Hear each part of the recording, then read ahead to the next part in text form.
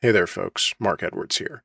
And today is a very special day in the history of the Reasoning Aloud YouTube channel and podcast, because today is my first ever interview.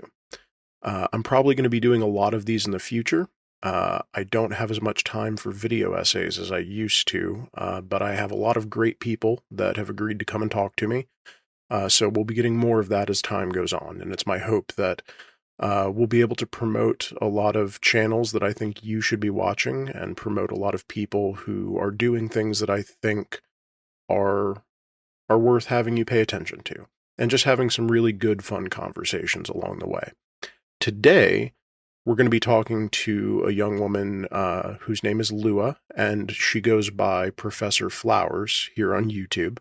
You can find links to all of her social media stuff in the down there part, and also on the website. But she spends a significant amount of her time on YouTube trying to very admirably engage in having these very difficult conversations about race and racism in America. And I was linked to her channel by a content creator whose name I unfortunately cannot remember. But as soon as I saw her videos on race and BreadTube, BreadTube, for those of you who don't know, is sort of the colloquial name for just generally leftist content on YouTube. The name comes from Peter Kropotkin's The Conquest of Bread. It used to refer to specifically anarchist content, but it's sort of drifted in meaning. There's some debate about whether or not it should even be used anymore. I'm not going to get into that. But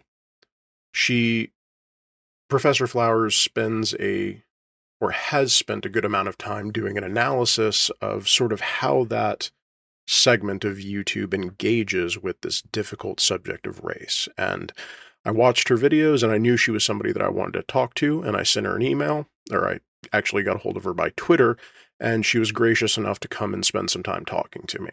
It was a great conversation. We talk about race, we talk about the difficulties of talking about race. We talk about leftist politics and direct action and how to actually get involved in your community. We talk about Twitter drama and debate bros and all that other stuff, and it was a fun time. And it was a really good conversation. I was very happy to have her on, and I'm not going to waste any more of your time with any more of this introduction. Let's just get right into it.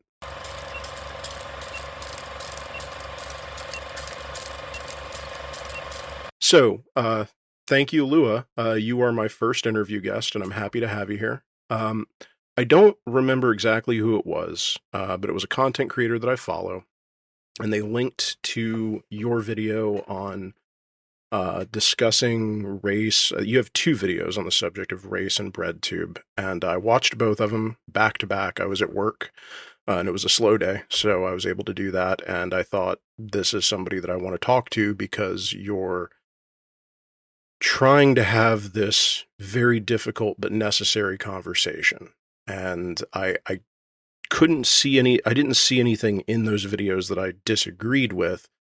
All I saw was just the need for further talk along those lines. So I'm going to kind of let you talk about how you came to be in the position where you're making such great videos on that, and just what brought you to the place where you're making that kind of content. Yeah. I actually kind of started my YouTube channel off where I was in this class called Problematizing Whiteness. And it talks about like what whiteness is as a social construct. And I had to make a video for that class, and I uploaded that video onto YouTube at one point. And I was like, oh, like I really want to make YouTube videos. I wanted to make videos before that class, but that kind of got me into being like, I want to make videos talking about race. And another part of wanting to make videos talking about race was I'm adopted, and I was adopted into a white family. Okay. And I grew up around white people, and I had a lot of experiences of racism. And then people being like, oh, racism isn't real, or we dealt with that in the 1960s. But Right. like, if you feel like you're experiencing racism, like, that's all in your head. And so I was like, oh, like I kind of naively was like, if I just explain this and become educational, then that will get rid of racism, which was very naive. Like I was like, oh, I just need to explain it. It's a matter of like understanding. And Right. that was super naive, but that's kind of how I started making YouTube videos, is like, maybe if I explain this, maybe it'll make sense to people. And I've kind of moved away from that mentality and just kind of I make videos for if people want to talk about this stuff, then let's all sit down and talk about it. But if Right. people aren't interested, I'm not going to sit here and beg you. And that's kind of what my videos were about. It was to be like, I want to talk about this and I'm not going to beg. And for the people who want to have a discussion, let's sit and talk. And if you don't want to, fine, this channel isn't for you, and that's fine. Right. I do. I remember that from, I can't remember which of those videos it's from. I kind of watched all of your content in like the space of about a day and a half, so it all kind of blended together on me. So forgive me if I don't know the exact videos, but I do remember you referencing your older content and just effectively saying it sounded as though contact with the cesspool that is YouTube disabused you of a lot of ideas that you could intellectualize your way through this problem, which I think is something everybody who wants to deal with it seriously eventually has to deal with, is there are people who are just not interested in having a real conversation about this for various reasons. And I like the take of, if you're not here for that, fuck you. I do enjoy that. But there's this sort of recurring theme through your work. There's several, but one that I sort of latched onto was this difficulty of just having an honest conversation about this, particularly around whiteness and what whiteness is and white supremacy, and honestly the reticence with which white people just, it's kind of radioactive for most white people. They don't want to talk about it because it makes them uncomfortable. And I just wonder what your thoughts are on how do we get to a point where we can have an open and honest conversation about these things that are so important. Yeah, I've been thinking about this for a long time because I feel like there's a like the way that I see a lot of white people is like there's because I think a lot of white leftists have this like misconception where it's like there's like white people and they're kind of racist, but then there's like Nazis and those are like the worst of the worst. And actually, like in my experience, like when I talk to a lot of black people, just I find it so much more frustrating engaging with just your average white person about race Mm-hmm. than a neo-Nazi because Kat Black said Right. this really well. She was saying that at least if someone has like a Confederate flag, like you're mentally prepared when you see it. You know Right. what you're getting into, and you can put this kind of like shield up where it's like you're ridiculous. You love the Confederate flag because of your sense of it's like it dismisses like slavery and everything that's happened. And but then when you're talking with a lot of your average white people, it's like, well, there's a point where you're like, oh, you're having fun, you're vibing, and then someone says something really messed up, and you're like, oh wow, that's really racist, and it's so painful when it just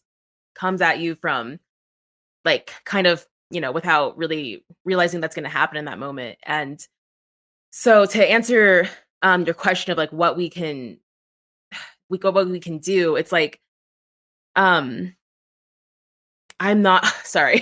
I'm You're kind of fine. rambling a little bit. That's what you're here. We're here to ramble. This is this is an experiment in trying to do the thing that you said we need to do. So I am here to I'm here to ramble. You're here to ramble. We're here to talk. So please continue. Thank you. But it's like trying to convince. I'm not necessarily as worried about trying to convince people in a certain way where it's like I've had. Actually, let me just go back to your question. Sure. So the question is like, how do we have like these conversations with people? Mm-hmm. Is that the gist of it? So I guess, I mean, I'm not opposed to having difficult conversations with people about this thing. Obviously, I reached out to you, but I'll frame my question as sort of a story about why I wanted to have this conversation. And maybe if there's a question there, it'll be, because I'm not really sure what I'm asking you either, to be perfectly fair to you. I think that you are correct that we need to be having a broader, more nuanced, very deep discourse about this. Did you watch are you familiar with the recent clusterfuck surrounding Lindsay Ellis and what happened with her? And did you watch her video? Yeah, I literally watched a video yesterday, which is Yeah, perfect timing. I had no idea what was going on, and then I like watched yeah. that. It was a harrowing video that I think was needed to get made. But she said something that I think applies very broadly, which is, if you, in respect to race and racism in America, if you play in the pig pen, you're going to get covered in shit, right? None of us are free of that. Everybody is carrying around some sort of internalized facet of this post-colonial kind of hellscape that we're living in, and to one degree or another, we're all affected by it, and we're also affected by this almost instinctual re- like repulsion from discussing it, because if you have the conversation, you're admitting that you have privilege, or you're admitting that you've been a victim of that system, or you're acknowledging injustice that you may have been a party to, or you're afraid you're going to get canceled, or whatever other. There's 100 reasons why it's uncomfortable, and my hope is that just heretofore the only way that this seems to have been addressed online is with the kind of debate model. And I think you've been on the receiving end of why that's not necessarily the best path for these types of conversations. And so I'm hoping that just having conversations publicly can be a model for people. But what, in your life, what has been the most difficult thing because I assume it's very rare for people to reach out to you and say, hey, let's have a difficult conversation about racism. What has been the most difficult thing to get you in a space where you can just have the conversation? Like, how have you broached that in your life, and have you had any success with it? So I remember when I was ranting about like the way that we view white people, but I will tuck that away. It was on topic. I was like, oh gosh, wait, where's I going with this? But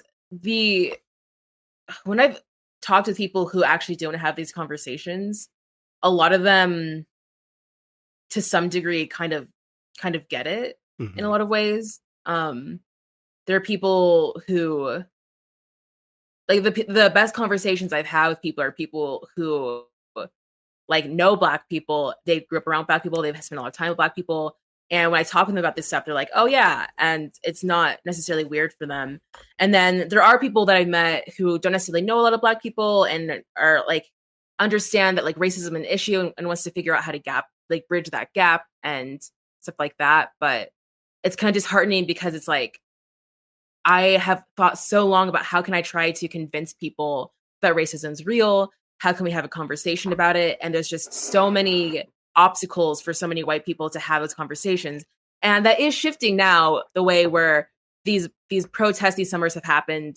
And even a few years ago when Black Lives Matter was happening, that was kind of like a shift to be able to talk about it. But it's, so there's definitely been like certain shifts and things like that. But I have become more and more, like, I'm not going to try to find these people. Like, if we meet each other, then let's work together. Like in this instance, like you're someone who seems like you want to, like take racism seriously and to end it, and hopefully, nice.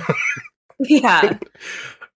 But I'm at a place in life where I'm like, I can't spend my energy begging people to listen. And I think so many Black people are at a stage where so many Black people I've met have never even wanted to do that in the first place because they recognize how exhausting it would be. Right. And they're just kind of focusing on the people who already want to work on these things. Right. And I think that's kind of for your own mental health. I think that's generally the way to go. Obviously, there's exceptions and other people can take it, but. Yeah, I think you mentioned in one of your videos something that I think it was the movie Them or Us. I can't remember the title. That I still am, I guess, a bad moviegoer because I haven't seen it yet. The Get Out was the movie. I still haven't seen it. I'm bad for that. That's my fault.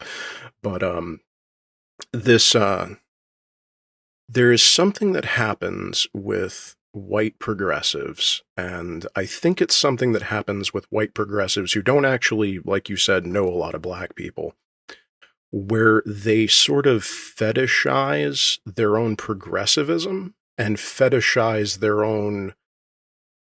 Everybody wants to be the white dude that gets along with black people, right? Like, and that's great that's great up until you're getting to the point where every single conversation that you're having with a person of color is in reference to the fact that they're a person of color.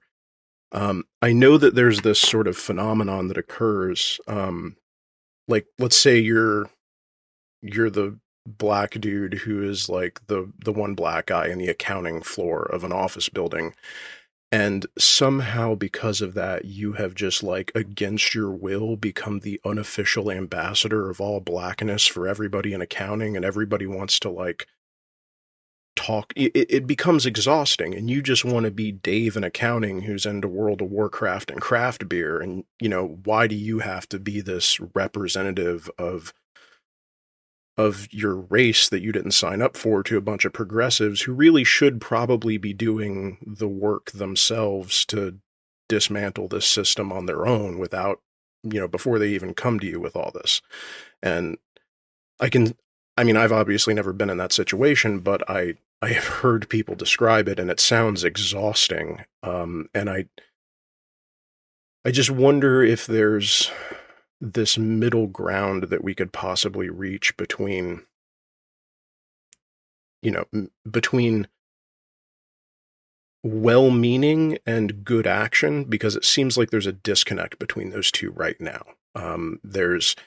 It's not that people are wanting to dismantle white supremacy or whiteness, it's that they're wanting to prove to people that they're doing those things. And I think there's a big disconnect between those.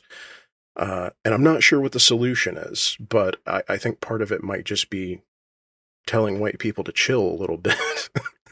I don't know if you have any part of that you want to go off of. Yeah, totally.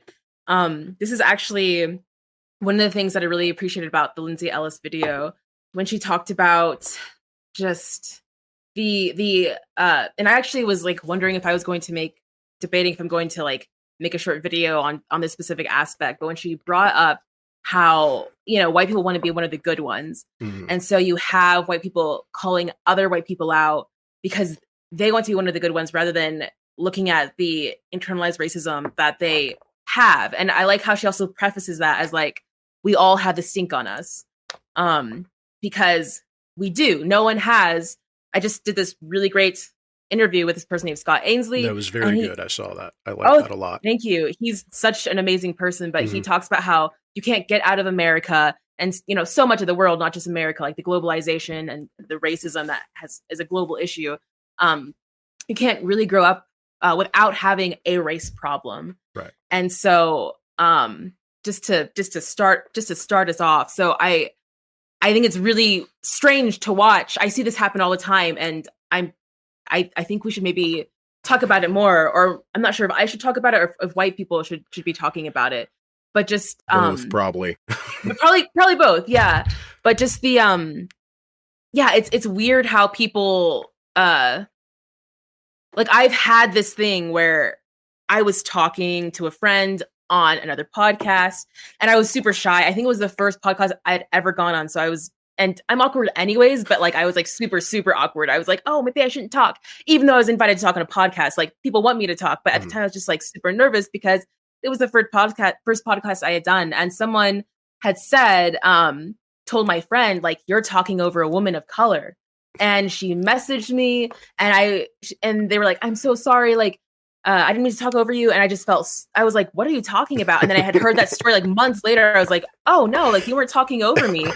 And yeah, like there are times where it's been helpful, but most of the time it just feels like people are calling someone out on my behalf when I didn't need that to happen. Mm-hmm. And I'm not saying that in the case of Lindsay Ellis, that there weren't any Asian people who were offended, but when Lindsay Ellis pointed out that a lot of these people who are angry were actually white people who are angry on behalf of Asian people. And then she like showed a lot of the comments. I just started laughing because that happens so much where it's like when you actually ask like the people of color in that instance, that doesn't mean that like, you know, we're all in agree and that doesn't mean that we're not all agreeing. or that there isn't nuance to it. But the vast majority of those people seem to be white people who are angry, not Asian people who are angry. And it's just something where it's like, I like that she pointed out that dynamic of the person who, for example, when this Black woman was saying something, this person on Twitter, this white person on Twitter was like, oh, like, you're not queer enough, and like was cussing her out. And then the same person who said that also was calling out Lindsay Ellis and telling her to listen to people of color and saying you're not listening enough. And you can very clearly see that when people will use like the anger of people of color, even if it's not necessarily there for everyone, but they'll use that to silence people when it gives them clout. Mm-hmm. And also it makes them feel like, when it makes them feel good, like they're one of the good ones. And I'm really ally point.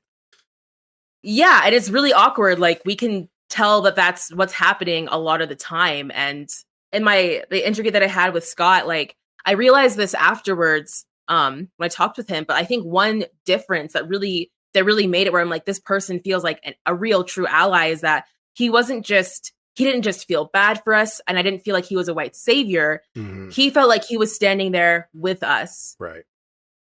And I think that's what the difference is. So and this is, I think, a point that might not be clear if we don't. We should probably spend some time actually talking about, since we're talking around this subject of whiteness and white supremacy and all that, it's probably worth, and I can, like, we can kick the ball back and forth on this, but just sort of outlining what we mean by that, because there's a lot of academic stuff buried underneath that. And I know that you said you have a video coming out on that subject, so maybe it's kind of fresh in your mind if you want to give us a preview on it. But when people who are talking about getting rid of whiteness or dealing with whiteness or getting rid of white supremacy, there's this sort of backlash that I think a lot of white people feel where they hear the word people in parentheses next to that word, like white people. And that's not what's being said. And I think that is a source of a lot of confusion. Number one, because it's not made clear to people what is meant. And number two, because sometimes less than scrupulous people use that academic language to sell seminars to scared corporate people who misuse that language to make money. And there's a big problem, just this feedback loop. So maybe we could just spend a minute talking about what's meant by whiteness and this whole idea of race and why we're trying to get rid of it. Yeah, I've been trying to figure out the last few months how to put this in a succinct kind of description. Okay. Because whiteness is something that's very elusive, because whiteness tends to be everything that people are not. And what I mean by that is that someone, was saying that, or it was Judith Butler. I was watching a video on Judith Butler, who is this amazing feminist who talks about gender performativity. But they were saying that, using the word cis, we're finally able to put a word to something that has been invisible because it's been the norm. Okay. And very similarly, whiteness functions similarly. It puts your eyes onto what whiteness is, because we often think of, well, we know what blackness is. We know kind of a general like Asianness. We know, what indigenous people are. Obviously, there's like great varieties in each one of these groups, but we can think of like all these cultures, and when we think of whiteness, it's like, well, what does that mean? Is it mayonnaise? That's not it. Like, we can't really put a specific thing on it. And so whiteness is understanding why that identity was created, what it is. And you go back 400 or so years ago, it was created in order to justify subjugating non-white people. Right. You had Europeans, and then Europeans created the category of whiteness so they could say, everyone who's not white, it's okay for us to colonize them and subjugate them because we'd like to make profit. And that is what the core of it is. And then for 400 years, that identity has evolved in order for it to have economic gain, and to order justifying keeping non-white people down. And really, that's, without just rambling about history. I think that's kind of like the best definition I can give succinctly. It's not about it's not necessarily about just being a white person. It's about trying to survive, having this identity means you get to be human. And if you don't have this identity, you're not as human. Therefore, it's okay to treat you in this set of ways. And so when we say we're trying to get to whiteness, we're trying to get rid of this entire social construct in order so we can all just be people and Right. have our own value and complexity and nuance. Whenever I think about whiteness and the way that you just described it, I always come back to that Richard Pryor bit where he's talking about what it feels like to have somebody call you the N-word. And he's like, I can't even be a man anymore, right? And it's what it is foundationally is just the cultural justification for stripping a human being of their humanity and otherizing them to the extent that you can exploit them. And I always think of it in terms of that, like a pyramid, and like you're taking people and funneling them into this hierarchical structure where you imagine one group to be at the top. And in order to do that, you have to exclude some other number of people. And an easy way to do that is by skin color, because I guess conquistadors were 5-year-olds and they just were like, okay, well, that's easy. But the way that I think of it, this can get problematic with some racist people will use this in a twisted way, but there is a instructive value at looking at the history of the Irish, the Italians, and the Poles as they came to America. And they were not considered white until they moved to America. They were basically second, third-class citizens in the upper Northeast. They were not considered white until the Great Migration, after the mechanization of agriculture forced the black people in the South, descendants of slaves who had previously made their living agriculturally, were basically forced to move north to factory jobs. And then suddenly all these Irish and Polish people were now white. Surprise, surprise, as soon as all these black people moved north, because we can't, we need some kind of buffer between us and them. We can't have those people taking our power. It's so instructive to look at that moment in history to just see how truly, how much of a social construct it all is. It's just a tool to empower one group over another. And when we talk about dismantling whiteness, we're talking about dismantling that entire system of racial hierarchy. And the easiest way to do that is to dismantle the thing at the top, which is winning or lording over that power, which is the concept of whiteness. There's no point in dismantling the concept of blackness because, that's not really doing anything for people, right? It's not like you don't have any power in our system by being told that you're otherized. It'd make the most pragmatic thing to do is to dismantle the power structure at the center. And I think that's generally what's meant. And there's a lot that comes from that, from being born outside of a power center and being born within it. You're saddled with baggage either way. And that is what we need to get rid of. And it's a very hard process that I think we're really only starting. It's hard. It's tough. I don't know what the solution is other than to just have conversations about it and accept that sometimes they're going to be messy, and debate might not be the best format for that. Is there anything that you want to add to that or go off of what I just said? Because I think we're kind of moving on from that, but I want to give you the last word on that subject. Yeah, sure. I think, I don't think debating people is necessarily going to help dismantle whiteness, especially when it's just like a white dude debating another white dude, and they're just kind of like in their section over here.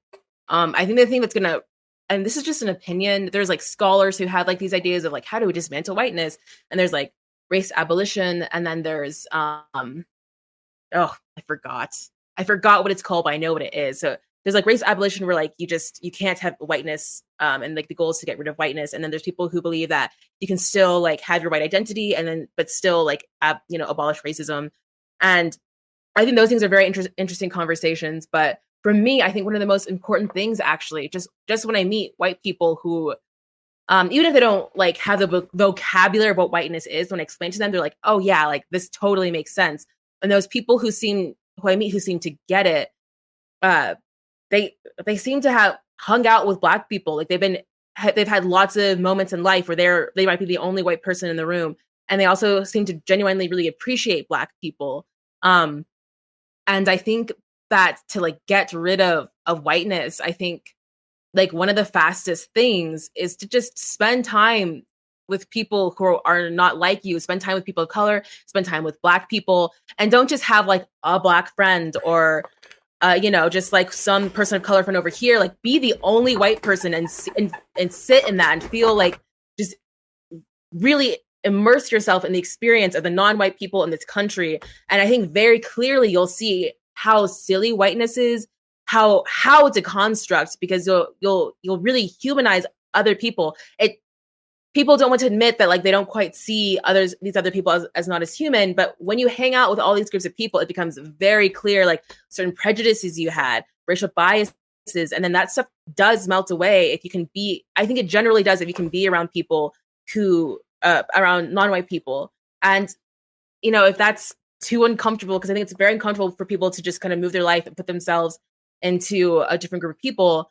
I think one way to start is to just watch media that's not made for you. I think that's really important. Like media has taught me so much empathy for people who look nothing like me. And I think you can get rid of your whiteness by watching media that's made for Black people, watching media that's made for Asian people, and really try to understand what it's like to live the lives of other people and have that be humanized. I think that'll do wonders. I don't think it'll fix everything, but I think it can be a good start for people who are curious of like, how do I like attack racism? How to be a white ally? I think trying to understand non-white people, and you do that by spending time with them and watching media that's not necessarily made for you. One piece of media that I have consumed that I think did more for me than almost anything else was a book called, and it has its problems because it's based on a like sort of a Western anthropological tradition, but it's Nisa, The Life and Times of a Kung Woman, by Marjorie Shostak. Are you familiar with that book? Mm-hmm. So are you familiar with the Kung tribe or the Kung people in Africa? So, well, I don't think there's very many of them left anymore, unfortunately, but there's still a few of them, but they were a group of hunter-gatherers, and they lived basically like human beings lived for most of our existence, just a subsistence lifestyle. They didn't have any permanent settlements. They moved from place to place, following the rains and game. Just complete hunter-gatherers. The only possessions they had are what they could carry in a sling on their back. And in the 1970s, this anthropologist and a feminist named Marjorie Shostak, she traveled with her husband to live with the Kung San in Africa for like 3 years. And her goal, because at this point the expedition was wrapping up, like Harvard had already done all their studies and stuff, but she said, I'm not really interested in collecting anthropological data. What I want is to hear the stories of these people in their own words, particularly that of the women. And she eventually found one woman who was willing to talk to her, who she, in the book, calls Nisa. And the book consists of Shostak giving you about 10 to 15 pages of background on Kung culture so you can contextualize what's being said. And then the rest of the chapter will be Nisa, the Kung woman, telling you about her childhood, her adolescence, her marriage, her children, the deaths of her children, her infidelities, just being a human being. And you read this book about this group of people who are so different from us in our modern world that like there's this deep tendency to otherize them. And you read this book and it's just a woman. It's just a human being who you would meet at the bus stop, and instead of talking about her day at the office, she's just talking about how she went out and gathered some roots or killed a a rabbit with her husband, but it's just a human being who is no different fundamentally from me or you or anybody else you can meet. She actually kind of reminds me of my sister. Is I, but it's the ability to consume a piece of media like you described and use that to humanize a group of people or some other person that up to that moment your brain just sort of otherized for one reason or another. And I think that can be hugely instructive and helpful for people. I can't recommend that book enough, by the way.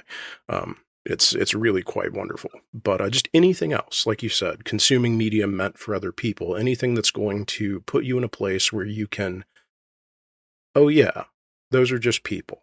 They might be different, but they're still just human beings. They bleed the same as me. So I think that's a very good point that you made. Thank you. Yeah, I love just like consuming media that's like I made this video on this anime called Kakegurui, and it got taken down because I made it when I didn't have barely any subscribers, so I was just very lax with copyright stuff. I was like, my channel's not going anywhere, whatever. Yeah. And so it got taken down, but it makes sense. Like I was not at all offended. I was like, yeah, yeah, I fucked up. Yeah. But in that video, I talk about this anime and how it's like I loved it so much because the characters in there, because they were women, but they were all, first and foremost, they were just people. And what's it called again? Called Kakegurui. Okay. It's on Netflix. It's not perfect, but I really enjoyed it. Because I feel like a lot of media that I watch, like when there's women in it or like a mostly like female cast, it's like about them being women. Right. Like, and that's not necessarily bad, but I just like love work that humanizes people that we don't necessarily get to see. I think we generally get to see men just be the complex humans, and that's not bad to have that, but sometimes that's mostly what you get. And it's so exciting to see when I see a piece of media where there's this group of people that I never thought of. I guess women's more obvious, but I can't even think of an example. But like if there's some that you would never really expect to just like what a beautiful story they have, like as a human being. And it's something you could never have thought up of. It's something that only someone could have really lived. I think that's so exciting, where you realize that humanity is so much bigger than what you thought it was in just Western civilization. It's right. Well, I will recommend that to my partner. She's a huge anime nerd. So that was more of a fun one. Yeah. Kake, Kakegurui. Kakegurui. Awesome. Yeah. Yeah.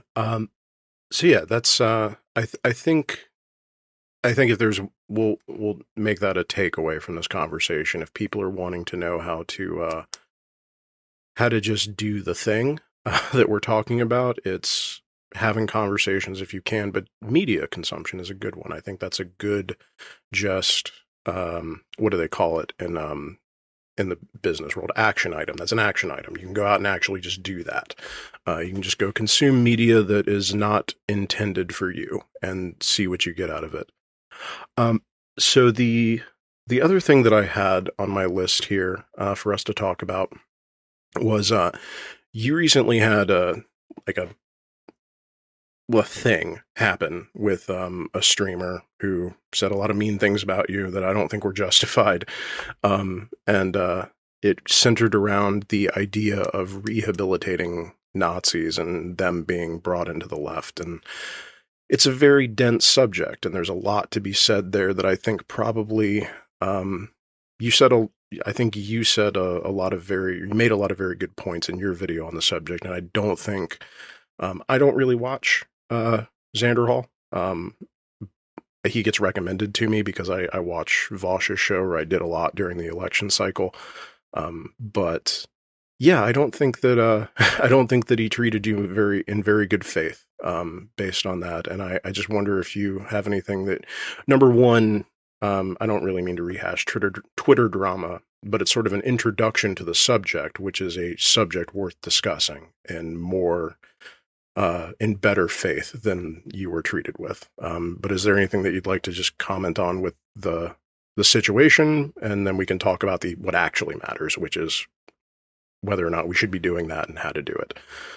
I feel like I said most of the stuff in my video, how I felt. Yeah. I don't know if anything new came up. Okay. Um, yeah. Yeah.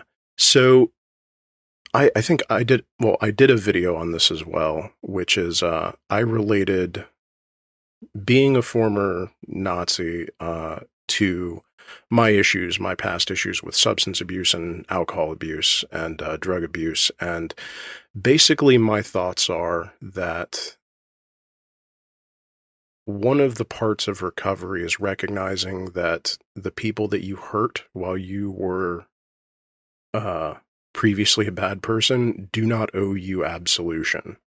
That's just part of being a good person now, is recognizing that the people you hurt are not, you can't, they don't owe you forgiveness. And even in a perfect world where we have a truly rehabilitative system of justice, there there will always be on the part of the victims the right to not associate with somebody who was formerly a criminal, and to we can make the argument that maybe we should try to be a more accepting culture, but to impinge on their rights to not is deeply authoritarian and counterproductive to anything that we would try to do.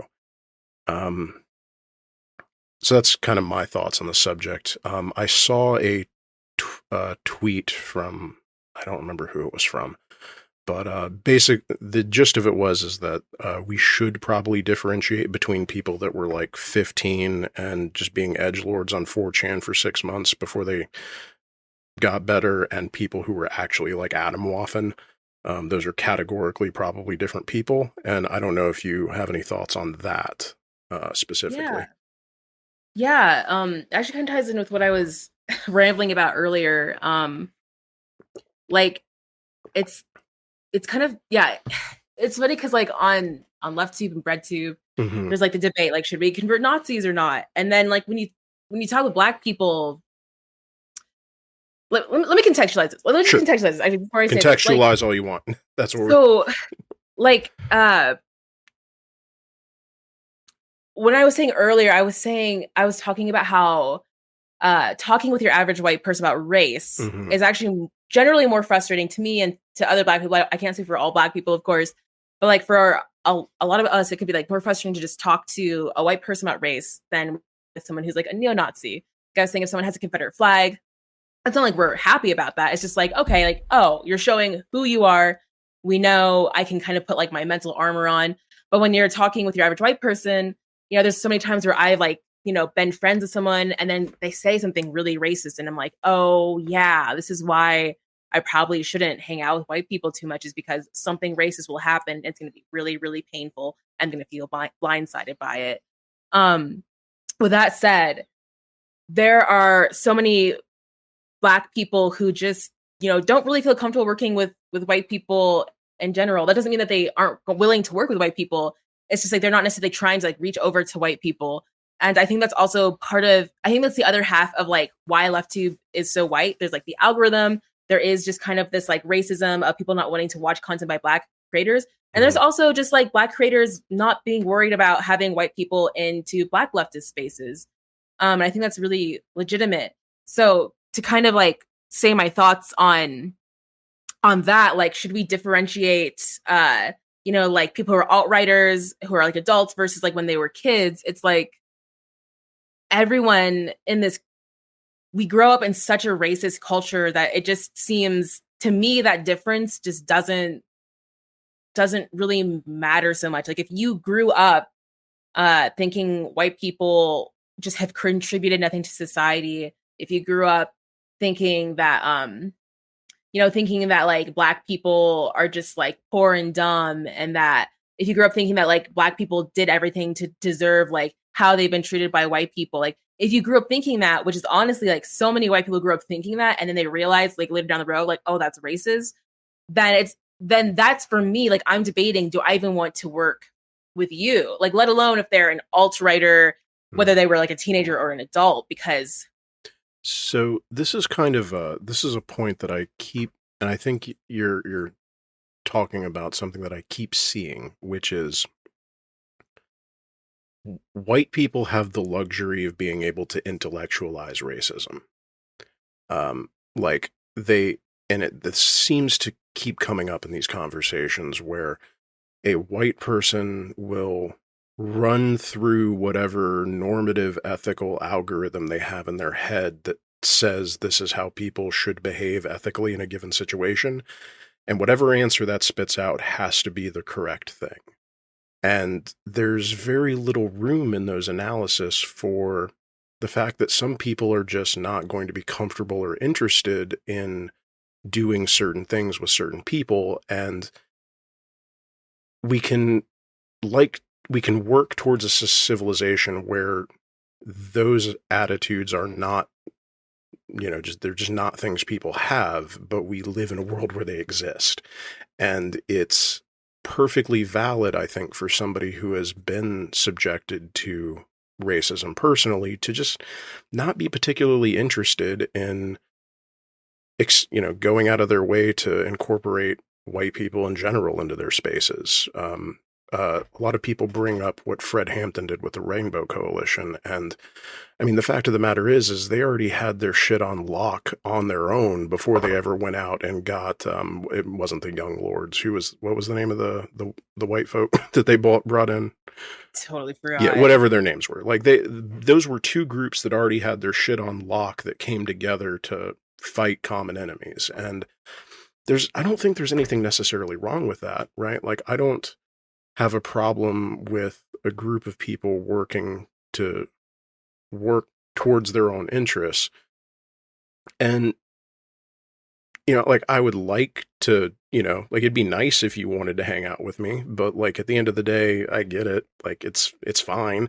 I'm not going to hate you because like, sure, like maybe when we have a common, and we certainly do, like we'll see each other at some point and we'll cross paths and we'll see like whose side we're all really on. And at the end of the day, if we're in the streets together working for the same thing, then we have a natural allyship born of shared conditions, and you can't force that. And I think that's a lot of what I see is people trying to force the desired in condition without doing the work. Is what I see happening. I don't know if you share a similar view. Yeah, I mean, I saw your video, and I really agree that like people don't have to necessarily forgive people, and I agree that even if you do the work, people still might not feel comfortable. But so I was talking with a friend, and they were mentioning how the left kind of white leftists seem to value the redemption arc of ex-Nazis rather than valuing the feelings of people of color or even trans people and the discomfort of having people who are like freshly ex-Nazis just suddenly populating the left. Right. Centering those white stories and voices is more important than like centering people of color and trans people and so on. Right. And that's a problem in itself. Yeah, the redemption arc is it's good shit. It makes for good TV. We're all programmed to like that. And I'm happy to. So I want to just say categorically, I think that people should. I think it's good when Nazis are not Nazis anymore, right? I don't think anybody disagrees with that statement. And I think that I am happy that there are people who are doing the work of de-radicalizing people on the right. I think that's good work that should be done. I don't think anybody disagrees with that statement. I think what's at issue is how quick after you stop goose stepping do you get invited to the barbecue? And the answer might be never. The answer might be if you're really committed to not being a Nazi anymore and doing actual work for the cause, maybe you just go do it. Because like that's if you're and like I have been in discords with like where they are de-radicalizing people, and some of them are healthy, some of them are not. Too controversial though he is and obnoxious as he sometimes can be, to Vaush's credit, his Discord channel actually does a lot of work of like de-radicalizing people. and whether he publicly states that he thinks this should be done or not, in his Discord, there is separate chat rooms for that purpose. They don't go into the main chat. So there's obviously a need for it, whether it's publicly acknowledged or not, that maybe you don't mix those communities of people who are recently de-radicalized with just the general community, even within a community that prioritizes that sort of thing. And yeah, I mean, just if my take on this is, if you are truly committed to doing work, then just go do it. If you are truly committed to the validation of a group of people that you formerly hated, should not be your sole motivation for not hating those people. And if that is the only reason that you're out there doing it, then you're probably not as far along the path to recovery as you think that you are. And you should probably do some more self-reflection. That's kind of my take on it. Like, I'm happy to have you, like, if you're a former Nazi and you want to be in the online leftist space, sure. Just don't get mad when, certain people are not here for your redemption arc, right? They didn't buy the ticket to that movie. Yeah. Yeah, and I'm someone who it's like, I'm not necessarily going to go out of my way to like harass someone. I think it's like, if there's someone who I don't feel comfortable working with, like, I feel like you can just say that and just generally like walk away. Yeah. Like, we don't have to, and I think that should be fine. I know like online it gets like intense where people can just kind of like dogpile people, but I generally think it's okay to it's okay for both people to have their autonomy in that situation. And I really like how you said here, and also like in your video, that no one's stopping you from like doing work. Like, if you want to organize, if you want to be on these online spaces, like, you still can be. You might run into people who don't necessarily appreciate you being there, but I think if you also really want things to change, like if you're really passionate about that, and I think you're going to meet people who are going to be happy to work with you, and you can make those communities. So it just seems like a little, yeah, it just seems like a little strange to me that like this is kind of like has been some like the hot Twitter drama, and some of the hot like leftist YouTube drama. It's like you can still participate in this. Yeah, I think honestly, like, just now thinking about it, probably a really good like like, if we're just talking pure raw utilitarian thinking, which I'm not generally a fan of. I'm wishy-washy in my normative ethical systems, which is why I wouldn't make a good debate bro. Is like, just pure utilitarian. The best work for former Nazis would probably be de-radicalizing other Nazis, right? Because who knows how to do that better than them? And that you're probably not going to run into a lot of. That seems like a space where you're not going to have the issue of not being accepted for being a former Nazi anymore, because that's literally all you're doing. And we need people to do it. We categorically think it's a good thing to de-radicalize Nazis. So get out there, sport. Like, that's your job now. Like, you saw the light, go show it to other people. Yeah, totally. Or if you want to, obviously, like, I've never participated in anything like this, of course, but like, if you want to go out there and like physically put your body in between the bad guys and the good guys, no, I don't think anybody's going to stop you from that either. And you obviously have, not you, but like the former Nazis have a history of not being afraid of that sort of thing. So that's another use case for you. There are things you can do. There's work that you can do that's productive, that never puts you in a situation where this is even going to be an issue. And I don't understand why the insistence of being accepted everywhere, other than that's just a thing white people do. Like, that's, I mean, honestly, like, that's kind of a thing. Like, we just like, excuse me, like, why haven't I been surveyed about what black people think? It's just a thing we do. So I think that might be at the root of a lot of it too, is just like, we're used to being center stage in every discussion, and the online discourse has opened up areas of conversation where we're normally not privy to. It's like, oh, why am I not in the middle of that? Let me go get in the middle of that. That's probably a part of it too, now that I'm actually thinking about it. Um, Totally. yeah. Um, so there was the other thing that I wanted to talk to you about, and so it's very easy when we look at the world that we live in right now and like what is in front of us in terms of the work that needs to be done to get very doomer, right? Very doomer vibe.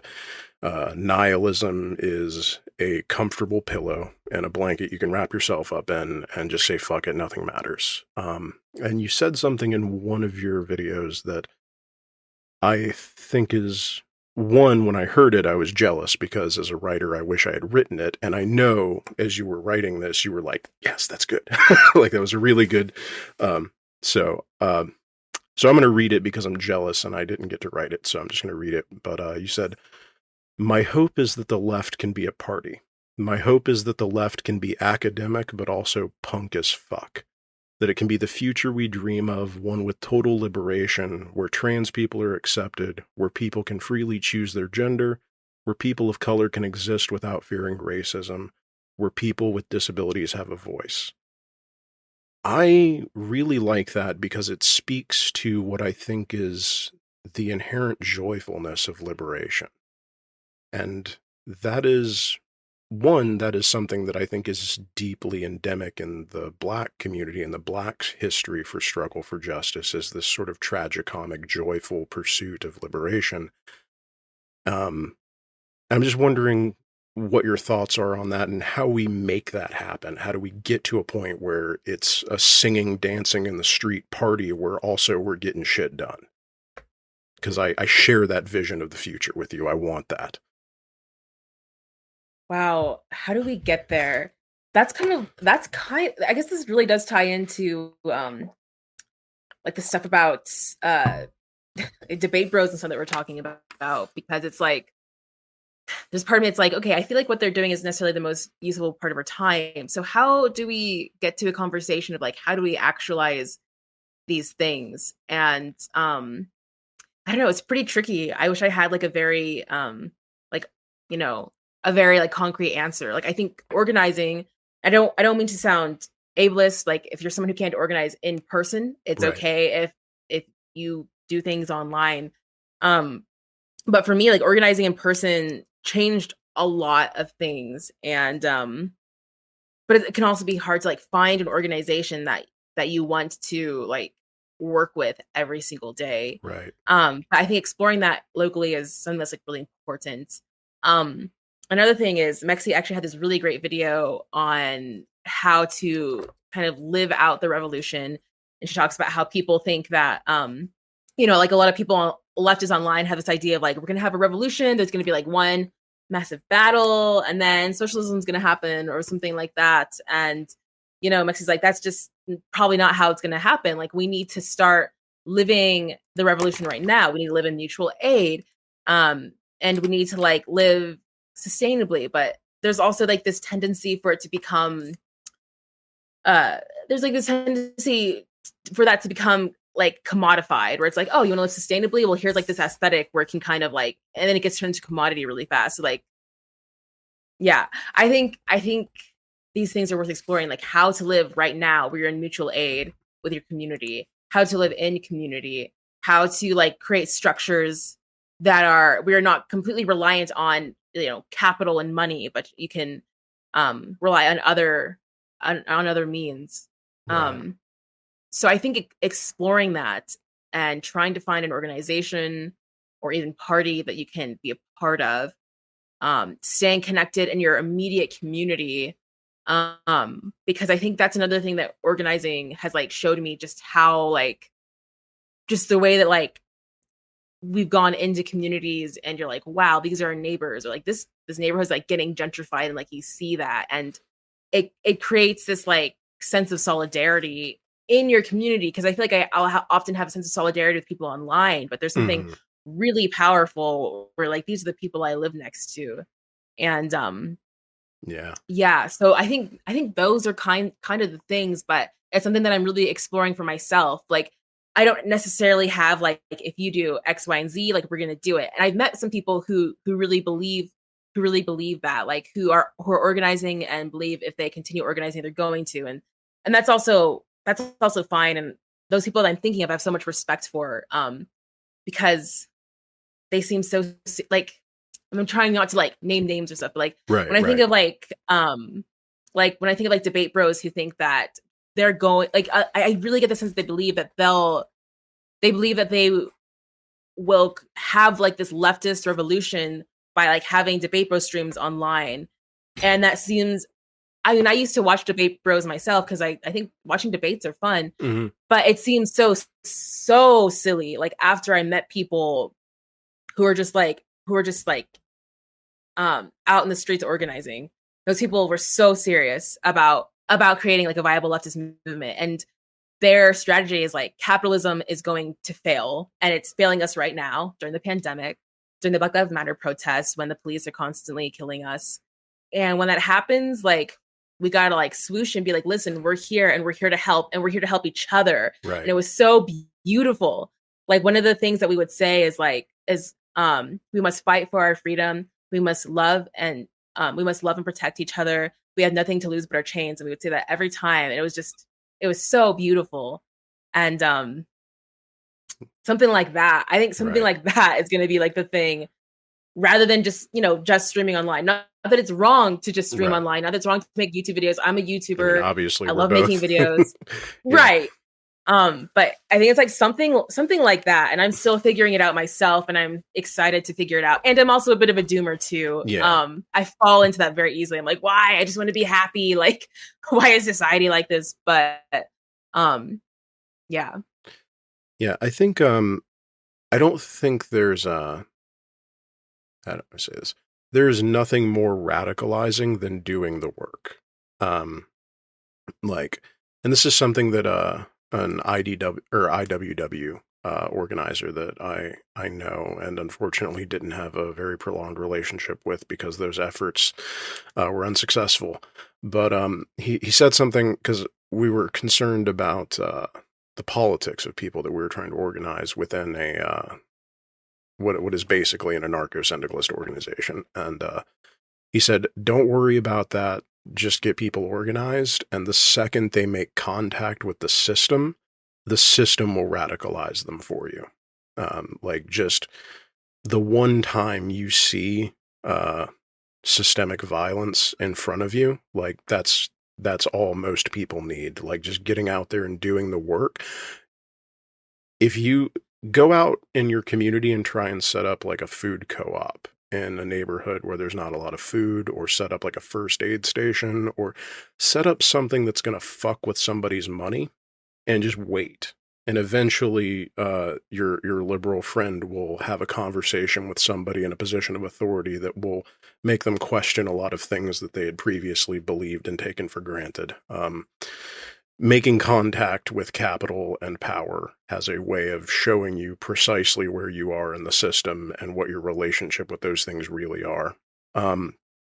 As far as debate bros go, like the way I've been thinking of it, because I watched a conversation that Vosh had with, I can't remember his name. I've invited him to come and do an interview, and he said that he will think about it. He's very busy right now, but he's another YouTuber that I'll probably shout out in the section of this video. Sorry, I can't remember your name right now, friend. I have horrible ADD. I'm bad with names. But I just realized that I think there's utility in what they're doing, right? I think that there's utility in giving people functional arguments for bad ideas, but at a certain point it becomes idea sport, and it becomes unproductive when that lens is turned back on the left when you run out of Nazis to argue with, which I think is what's happening. And I don't necessarily wish them less success. I just wish other people far, far more, because I'm a little annoyed that they've become the semi-dominant face of our online community. I would like to see other content creators who are doing other things that are not just idea sport be more successful. And that kind of got me, my dissatisfaction with that form of content, and the fact that I don't have any free time to write video essays anymore, is kind of what pushed me in the direction of just there's no like Joe Rogan of the left. There's nobody out there who is just having conversations with people and sneaking in radical people here and there to let you kind of wander yourself over to the left. And I think there's a need for that. And I think we can do that. And I think we can have wonderful video essayists like you. And there's just this whole ecosystem that we can build. And I just don't like that it's kind of being taken over by edgy people who serve a function but aren't necessarily or shouldn't necessarily be the face of our movement. Like, right? Like you can have a tool that's useful that you don't necessarily want to be emblematic of what you're doing. It's kind of my relationship with that whole community. But yeah, so that's sort of my take on the debate bros. I don't disavow or dismiss their utility. They are annoying as shit sometimes, and they are a little. Sometimes they have some bad takes, particularly when it comes to race and this redemption arc that they like to go back and forth over, and I'm just a little dissatisfied with it. And I do wish people would go out and touch grass more and actually get to know their neighbors and do things that are productive within their community, so that when we do have systemic failures, you can be there for your neighbors. And yeah, that's just have a barbecue, have a cookout, and then while you're doing it, also go do an anti-fascism. That's sort of the world that I would like to live in. I don't know if you have anything you want to bounce off of that. I also rambled for a minute there. No, you're totally fine. I think people have some bad takes. Like, Lindsay Ellis just did a video where she like goes through like from like 2009 to now, like some of the bad takes she has. And I think that's someone who like sometimes has some bad takes. But like Vosh, or like I haven't really watched Destiny in years. Like I could sit down and watch Vosh and just like watch any one of his videos, just watch a video, and he'll say something where I'll just be like, holy shit, I can't believe he just said that and like didn't think that was fucked up. Yeah. And it'll happen again, and I'll be like, okay, all right. Like it's like I think when it's like every video, there's something in there where I'm like, whoa, Yeah. like I just think it's like it's a bit of an issue. And like the bad takes are like not just like, like chocolate sucks. That's a bad take. It's like hurting like Black people or trans people, or it's just like wow. Okay. It's not as bad as Fox News where you just like sit down and you're like, holy cow, like when they're not being racist, they're being transphobic. When they're not being transphobic, they're being classist. They're like always being something in there, but it's not as bad as that, but it's still like not that great. And like I think it's gotten worse over the years too. Yeah. Because like I used to watch Vosh, and there was definitely stuff in there that I would be like, ooh, that's like not something you should say. But I think it got like worse. I'm not sure. Like maybe I just didn't notice, but I do think that I genuinely think that like those videos maybe cause more harm than good. I think there's like a lot of people where I feel kind of wishy-washy, like, oh, they have like these bad takes here, and here over the years, but I think they're generally not positive. But I kind of think debate bros are like generally like, it's not that they don't have utility, but I think they do a lot of harm. And I don't think it's necessarily worth it. But that's just my opinion. And yeah, no, it's fair. We can agree to. I don't even know if I disagree. I just haven't really formed like a totally coherent opinion about it. I'm still kind of like, if I agree with somebody like 70% of the time and like 80% or 20% of the time, I disagree with you, but I can see how you got there. And then 10% of the time, it's like a nuclear level bad take. I mean, like, I'm also not being personally victimized by any of these bad takes, so that's probably coloring my opinion a bit, if I'm being perfectly honest. Like, I have less skin in the game, no pun intended. So that's probably a factor there. I can definitely see how somebody would have a deeply negative opinion of someone like Vosh or Xander Hall or God. I mean, I'm with you on Destiny. Like,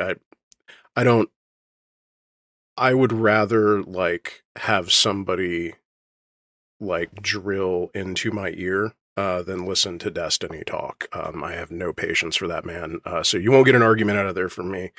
You won't get a defense of Destiny out of me. I don't know. I'm on the fence with it. I think they do some good, and I think that as time has gone on, that good has started to the balance is sort of tipping for me. And I don't know how much of it is I'm just annoyed by the style of content, or how much of it is I just am not, or how much of it is that it's truly something I don't agree with. So I'm kind of on the fence with that, but I can definitely see your position, right? I'm not going to harass you over that. I think you're perfectly entitled to think the way that you think there, and it's a valid position, as the kids say. I think that I don't know. Do you have anything else that I kind of interrupted you there? I'm sorry. So what? I know that you have a video on whiteness. We kind of touched on this. How is that going? Or can we expect that anytime soon? Oh, no.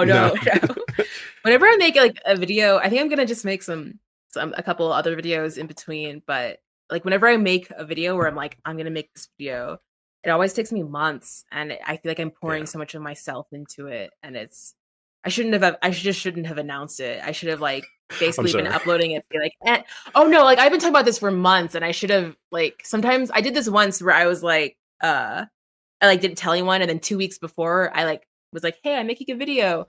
So that was cool. But like normally I'm like, oh, I'm gonna make a video about something. I'll be done in like a month or so. And then it's like months later it comes out. But it always feels very transformative when I make it. And that's why it takes so long. But yeah, I don't know when it's gonna be. I have no idea when it's gonna be done. I don't know that people appreciate just how much work goes into making a well-researched 30-minute video essay. My entire channel started a year and a half ago, maybe 2 years ago, and I spent a year. This is actually, oddly enough, how I wound up reading the book of Nisa. I was going to make a 4-part video essay series on abortion, and everything from its history throughout, like hunter-gatherer cultures, through the development of the philosophy of like Stoicism in early Christendom, to the modern philosophical arguments on all sides of it. And at the end of the day, and I was like, my ADD just split it in so many directions that I spent a year basically getting like a half-assed diet master's degree in 3 different subjects, and I have nothing to show for it. And I just started, like, every video that I've produced has been a spin-off of that project that I've never completed. So I eventually decided I'm just going to start ranting into a camera, because that's the only way I'm ever going to produce anything. So like, it is truly but it is a rewarding thing doing a research project like that, and being able to really engage with something at that level of, like, I can quote authors. I feel great about it. It's a good feeling to be able to put all that down on paper and actually communicate your thoughts clearly, which isn't something that I think a lot of people get to do. It's one of the truly enjoyable things about producing content, is just having your thoughts out there in an organized fashion, which is not the way we normally communicate with one another. How long have you been doing YouTube or doing stuff like this now? I think I've been doing YouTube for a couple years, and I was making music on a different YouTube channel that I did. That YouTube channel has been up for like 6 years or 7, but that just has like music and stuff. Mm-hmm. And then I started making video essays, I think a couple years. Like I've wanted to make them for a long time. And I think I did make a couple, like when I got out of high school. I think I made some. But this YouTube channel started a couple years ago. I like was doing something. I think it really was when I was doing something for school. And I made a video for school. And I was like, this is like actually a good video. I'm just going to upload it. I think it's like unlisted now because it's not quite exactly what I was going for, or like with my channel, but it kind of was like, hey, like I should just make videos. And then like a few people were like, oh, I'm looking forward to your video. And it's like, wow, that means the world to me. I'll just make another video. And then I just make videos now. Yeah, the unlisted and private graveyard of our past mistakes is very deep. Mhm. For me, certainly, as my thoughts have evolved, you go back and you're like, oh God, did I ever actually think or say that? Like, I'm glad nobody pays attention to me. Let me let me just get rid of that and update that. So yeah, it's an interesting process because I've had people tell me that they really enjoy the stuff that I put out, and it's a really rewarding feeling. And I I don't know how inside baseball we want to get about two people gushing over YouTube and how fun it is. Because that's probably I don't know how relatable that is to the people we're trying to convince into going to do like direct actions and stuff. Because there's already like limited validity to what we're doing to begin with. Uh, Well, I think YouTube's really good for talking about ideas, hmm and that's totally okay, and that's also often not the whole story, hmm and yeah, I think videos can totally be fine, and I think there's also, like, a lot of other stuff that is really helpful if we would do. Like, it'd be really great if we were invested in our communities and, like, tried to organize. I understand that also, like, to qualify that, like, not everyone can, and Right. that's okay, but, like, for people who can, like, it's good to try to get out there. And also YouTube's great for ideas and talking about ideas and understanding that, and that's not necessarily bad. Yeah. I mean I agree, obviously. I'm in the trenches of the YouTubes. You said something, and this ties into something that you said earlier about sort of commodifying revolutionary energy. What do you what do you think about like people making money doing this while talking about leftism? Because that is something that I kind of like. I work a full-time job in a very brutal industry, and I would very much like to just sit and talk to people professionally and advance my ideas while I get, like if I could make this my living, I would have no problem with that. That would certainly free up more time for me to organize. But I understand that there is this sort of like, it feels a little gross to sort of commodify like revolutionary ideas in that way, and I'm not sure how I feel about it ethically. I don't know if you have a take on that. The people that I see talking about revolutionary ideas are often not making that much money, like, people who are, like, talking about, um, like, actual, like, revolutionary literature, talking about history. Those channels aren't usually as entertaining, and I think they don't make as much money, and I Yeah. think there's a way where, like, LeftTube and a lot of leftist online spaces, because of the nature of it being, YouTube, there's, like, a pressure for it to be entertaining, and I don't necessarily feel gross about that, but I also don't necessarily think that's, like, Right. not revolutionary work. But for people, and maybe to, like, clarify, like, when I think of, like, revolutionary work, I'm thinking of, like, stuff that's, like, raising class hmm consciousness and stuff that's, like, talking about the historical record of things and, like, what we can do right now. And in my opinion, like, when I see that, that doesn't do too well on YouTube, even if it's something that I watch. hmm And, but I actually would love for those people to make lots of money. I'd be like, "Yes," because then they become more popular, and then they'll just keep on, like, raising class consciousness, and there's a way where I think it can be useful, for there's a way where, like, it can be useful to popularize, like, leftism, hmm and not just leftism, but, like, being a revolutionary. Um, that I think that could be really powerful, and at the same time, if you want to take away someone's power, then you just let it be turned into commodity where you can Right. buy it rather than actually do it, and then once that becomes the norm, then that movement's lost its power, and that's a danger. Yeah. But I am kind of just when people, like, make money off of, even if it's, like, not revolutionary, just, like, LeftTube, I'm, like, happy for them. I'm, like, I'm happy that there's a way that someone found out how to talk about leftist stuff and then, like, live off of that as opposed to, like, being at a job that they hate or that is soul sucking. Like, I this one person was, like, complaining to me about this person who, like, was like, "Hey, like, I need to make my rent," and they ended up just not going to work the next day. They had, like, a GoFundMe, and I genuinely felt happy for them. Right. And this person's, like, really mad because 'cause they're like, "Well, like, they could have made the rent if they just went to work," but I'm like, "But they also just, like, made money through a GoFundMe." Like, I don't know if this just sounds like like I'm just like lazy. I wish for everyone to be able to just like make the money they need to live their happiest life. And when people are doing that, making leftist stuff, I'm just happy for them. Although I do think it can get like gross where people Yeah. can water down the message and there's a danger of things turning to commodity, but Yeah. I think I'm kind of in the same spot. I have no illusions about what I'm doing. I don't think that I'm doing anything particularly revolutionary on YouTube. I'm pretty well into I want to make entertaining content that has a leftist bent, and if I can sort of like here's a book or a door or an activity that you might not have thought about before, then I'm going to let you find the revolution on your own, and if you do that through me, then I'm very happy. But I just want to like make a decent living talking to people who are interesting to talk to like yourself, and if I can shove people in the right direction, then that's just wonderful too. But I don't know, there's always this worry that we're just commodifying. I think it's one of the reasons, like, I think leftists tend to, maybe it helps or adds to the doomer vibe, is like anything we try to do to advance ourselves within this system that we understand is deeply toxic just makes us feel bad.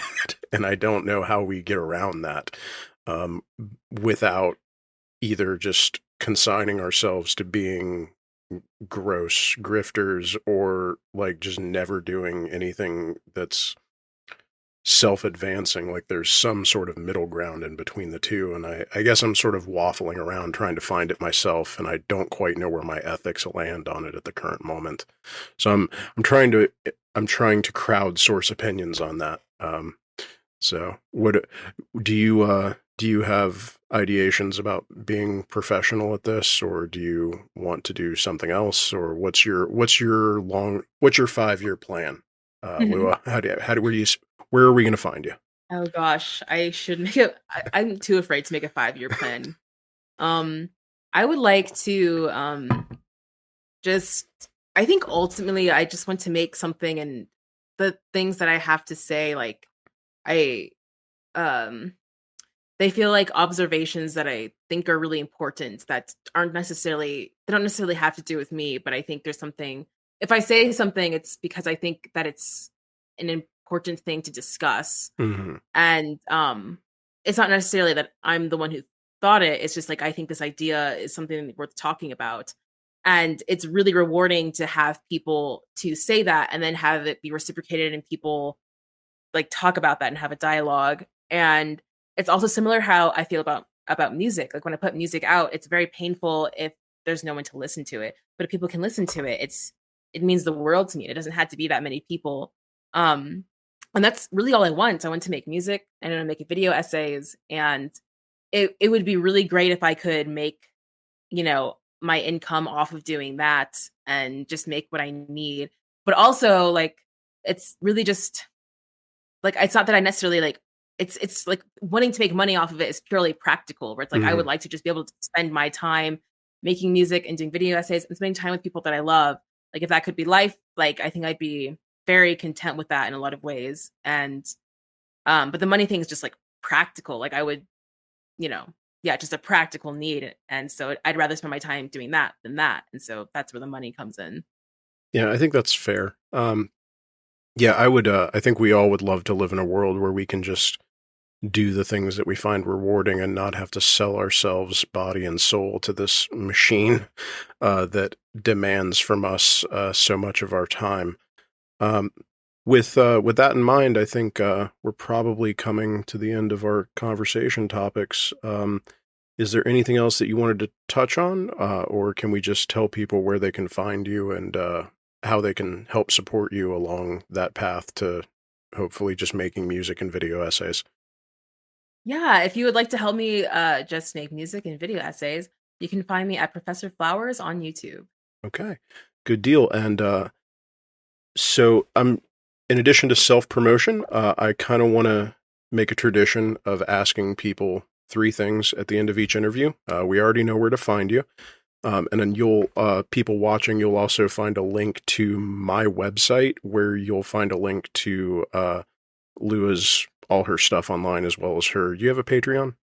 Yeah. Yeah, I'll put that up on my website too, for this episode. And the second thing, after self-promotion, is we talked about media.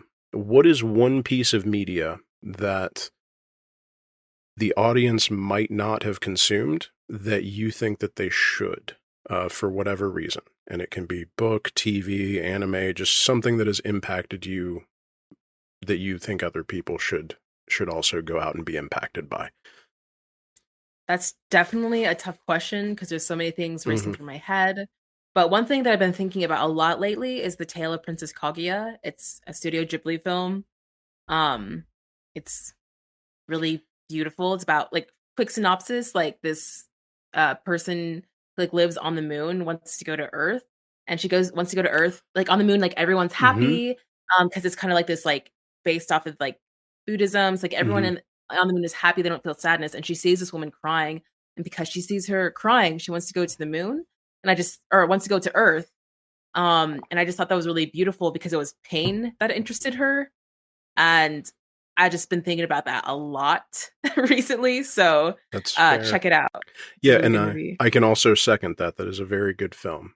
So doubly recommended. And then the last thing, after self-promotion, we also want to share and uplift our fellow leftist creators. So who is one person, at least one person, you can name more than one, that people might not be following either on YouTube, Twitter, or wherever, that you think that they should be? Who is somebody whose content you really enjoy that you think people should check out? That is another hard question because there's just like 5 people who came to mind. One person that I want to give a shout out to is Critical Weeb Theory. I'm sorry, say that one more time. Your connection broke up. It's called Critical Weeb Theory. Okay. Their YouTube channel, and they do podcasts, and they have some videos, and they talk about anime, and they kind of deconstruct it from a leftist viewpoint. Okay. And so if you love anime and you love leftism, it's like finally this thing exists. I love it because like so many of my friends who like anime aren't necessarily leftist. And so I'll like talk about all this stuff, and they're like, what are you talking about? I've never noticed any of this. So like if you're leftist and like anime, finally there's like this space where you can like deconstruct it with a leftist lens, and it's really great stuff. Oh, that's excellent. I will find them, and I will put a link to that in the show notes as well. Anybody else that you want to shout out before we call it a night? Another channel is called Pink Spots. It's run by Nick, and they do podcasts with people. And recently, they've been talking about sex, and it's been it's been like very open. Like we've been having like these very open conversations about sex. And it's just like it's all on there, and it's also refreshing because I feel like in our society, like we're very like, oh, sex, you can't talk about it. You're in this place where you talk about it a lot, or you like can't talk about it. So it's like nice having this podcast or just being very open. And yeah, and Mexi's on there sometimes too. So Yeah, Mexi is another one that I'm probably going to pester at some point to come on and talk. I like her stuff as well. yeah, Okay, so that's I don't remember their names. That already went through the head, but I will write that down and we'll put links to them. So anime and sex, two things that are wonderful to end a conversation on. And Lua, Professor Flowers, it was wonderful talking to you. Hopefully we'll do it again sometime. Okay. definitely. Thank you so much.